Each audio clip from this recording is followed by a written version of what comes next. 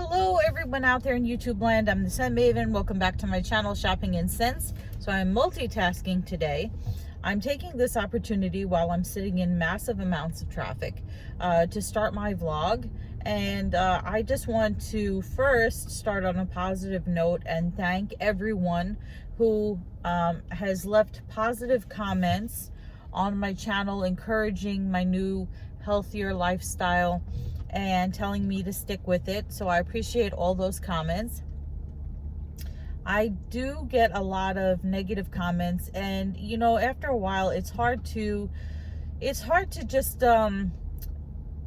keep the strength to keep defending yourself against stupidity. So I have never, out of all the topics that I've talked about on my channel, I don't think anything has been more hotly contested, more debated than what a person is supposed to and not supposed to eat. I mean, there have been people who have criticized me for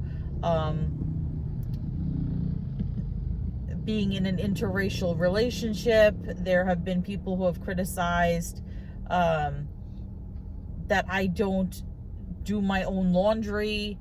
There are people who criticize I buy too much Bath and Body Works. My apartment is cluttered. I don't walk Malcolm enough.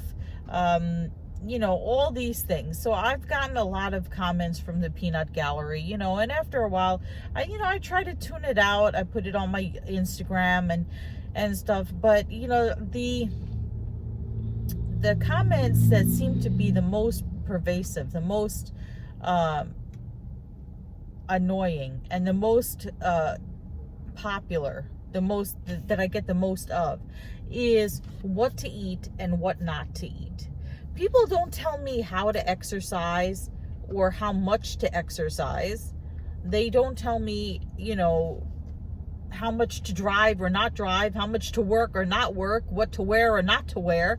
But everybody seems to have a thought as to what to eat and what not to eat. So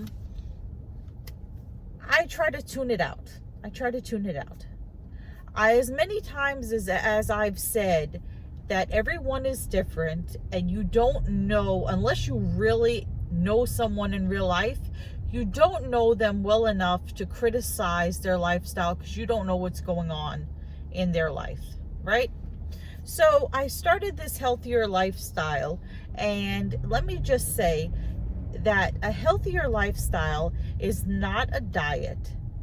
It's something that is a change that has to be sustainable for the entirety of your life, and something that makes you feel good, feel better, feel healthy. It's not all about the numbers on a scale. So I got a comment today that was so infuriating to me that I just wanted to quit vlogging. I just wanted to quit vlogging because the comment just enraged me so much. Because maybe not so much that it was the comment itself, but it was just the icing on the cake of comments, poor choice of words, it was the fat-free dressing on the salad of my day, you know, on the salad of the peanut gallery of comments that I have gotten.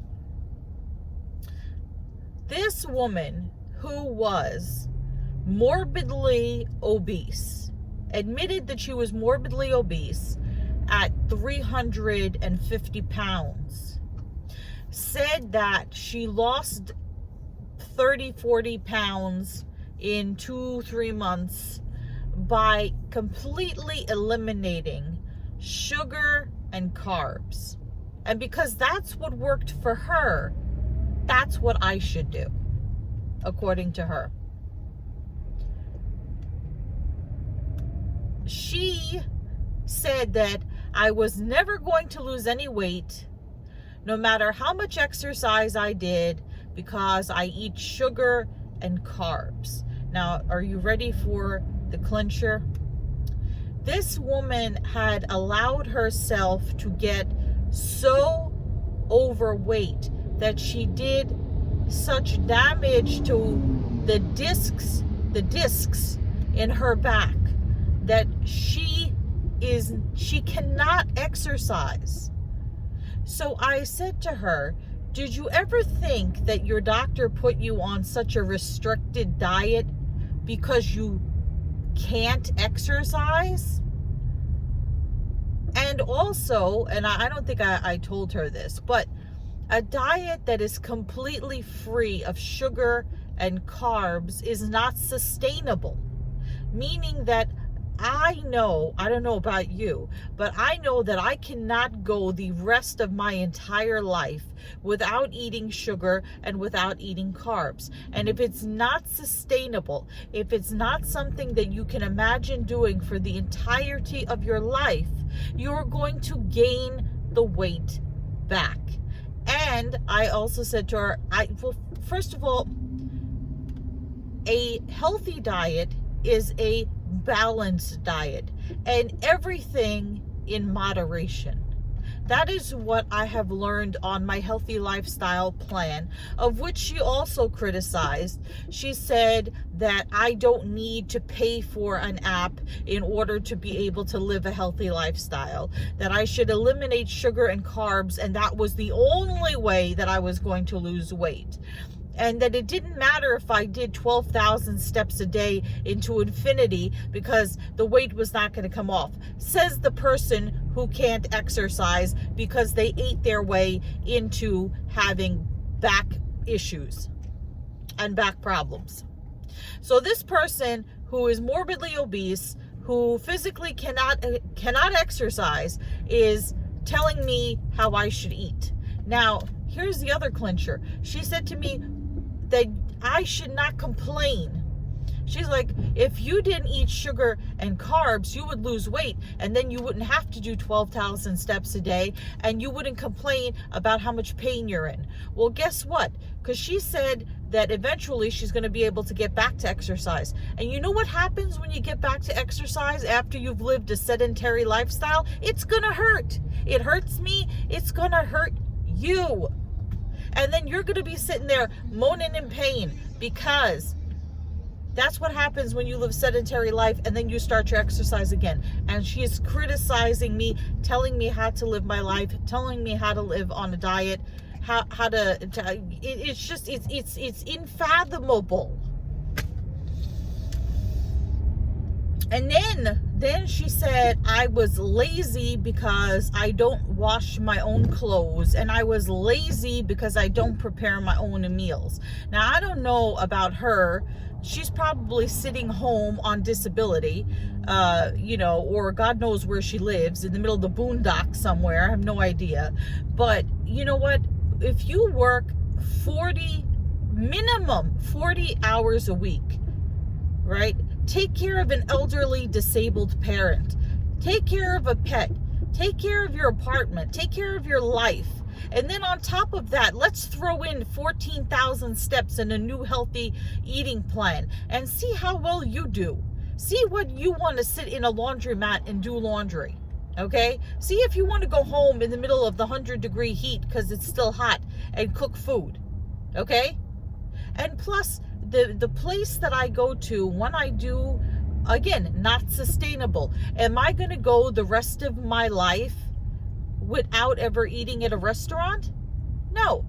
And I do not go to regular restaurants. I go to the one place where I go to two places actually. The one place where I do pick up food quite frequently is a health food specialty place. Now, yes, they could lie about what they put in their food. Yeah, sure, they could. But they've been there forever. And I doubt that the gym rats that go there would continue to go there if the food was unhealthy. That's number one. Number two, there is a diner that I patronize. And I should not have to be explaining this. But when I do go there, I stay within my red, yellow, and green food categories, my calorie count for the day, and I meet my exercise goals. Yes, the weight is not falling off me, right? But like I said, that doesn't matter, because what does matter? Anxiety gone, depression going away, except for these people who drive me crazy. Hair stopped falling out. Psoriasis is getting better. Color in my face and my skin looking healthier from being out in the sun.